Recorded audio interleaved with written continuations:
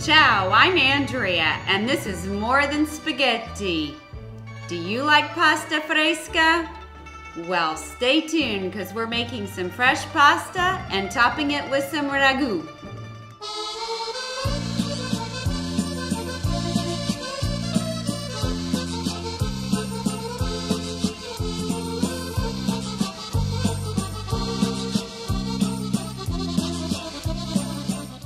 Buongiorno. I'm Andrea Hospodar, and today our taste buds will be traveling to Emilia-Romagna.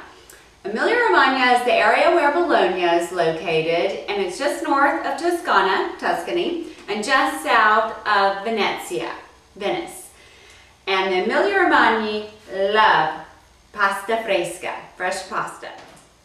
We are going to be making a basic fresh pasta dough, which you can use to make ravioli or filled pasta, or like we're going to do today, a strand pasta. Today we're making tagliatelle, which is basically a cut pasta. It's little strands. It's like a fettuccine.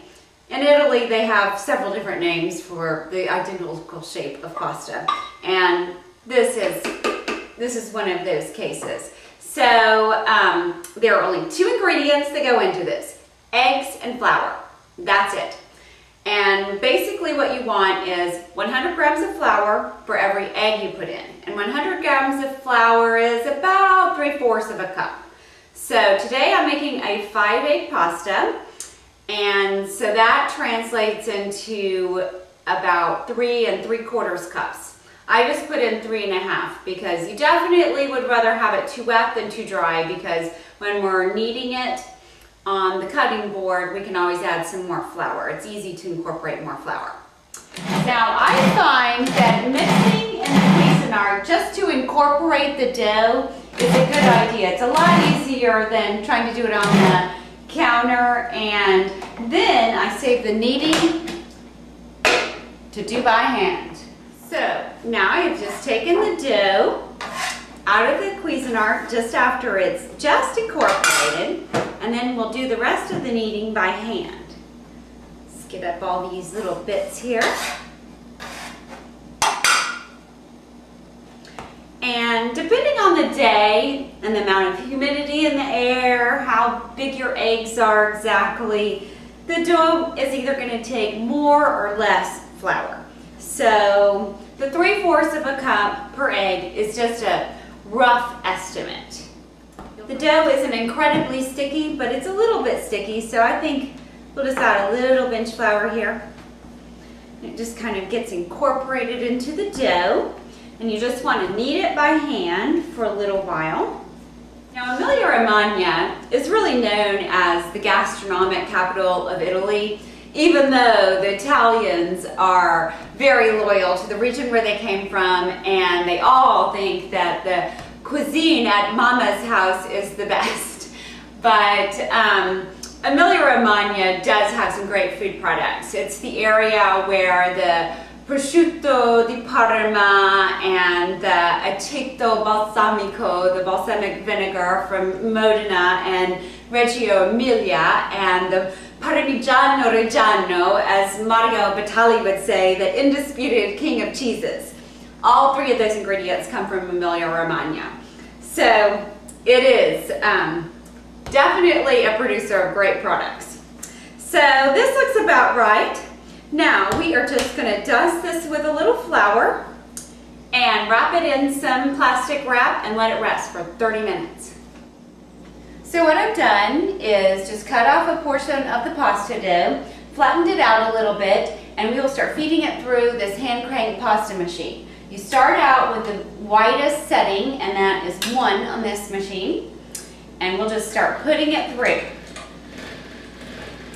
And if it feels a little wet or like it might be sticky, just add some flour. Just fold it into thirds. And then I can tell this needs a little flour because it's sticky. So we'll just add some flour and feed it through again.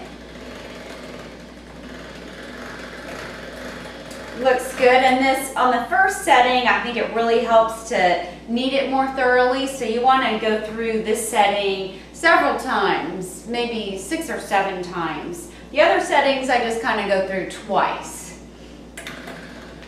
And they have attachments to some of those mixers, the stand mixers, that makes the process a little easier, but I enjoy the process of cranking it by hand. It's sort of therapeutic for me. Some people do yoga and Zen meditation. I make pasta. Okay, I think that looks good for the first setting. And now we'll just go to number 2 and feed that through a couple of times. And just go down number by number until you reach, on my machine, I go to the last number for filled pasta and the second to the last number for strand pasta. So today we're going to take it to number 5. It just has a little more chewiness for the strand pasta if you don't take it all the way down to the very finest setting. In my machine, the very finest setting, you can really see through the pasta. So it's pretty delicate, which is perfect for the filled pasta. Okay, now this is setting number 5. So let's pull this through.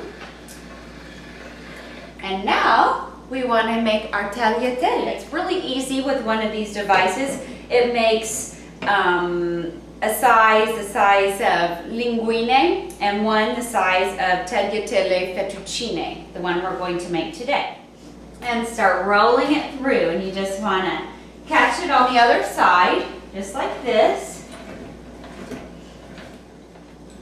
And there we have it, tagliatelle.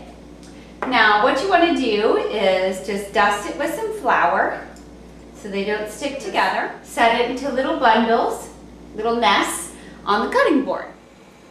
Now that we have our fresh pasta all made, it's time to add some sauce. And I have taken some meat ragu, some ragu bolognese, out of my freezer. When I make that, it takes a while, so I like to make a lot at once and then put small containers in my freezer. It freezes really well, and the product when you take it out of the freezer is just as good as when you make it fresh. Actually, the flavors marry together really well if you eat it the next day and not the same day that you make it. And it's not hard to make, it just takes a long time to cook. It's veal and pork, a little bit of onions, carrots, and celery, some white wine, some milk, a little bit of garlic, and a can of San Marzano tomatoes. I'm going to put the recipe on my website, and sometime this winter we'll make it for a video as well. So I've just taken that out, and we're warming it up in a pan that we will mix with our fresh tagliatelle. So now I've just added our fresh tagliatelle to some boiling salted water, and we'll just let this go. It cooks for about 3 minutes, so not long. And then we'll add it to our sauce, which is cooking over heat, and we'll put those together and then plate it up. Okay, so I put our fresh pasta in with the meat ragu, and we'll just let that cook a little bit together and let those flavors meld together. And this looks about right. If it seems too tight, too dry, then add some of the pasta cooking water. This looks about the right consistency, so I think we're good. And here's a little chef trick for you. To serve it, pull out some strands of pasta, put it on the plate, and then give it a twist. That makes it pile up really nicely, and it kind of gives it an added flair of design. Just like that. And then to serve it, we'll give it a little hit with some Parmigiano Reggiano. Looks good. And we'll give it a taste.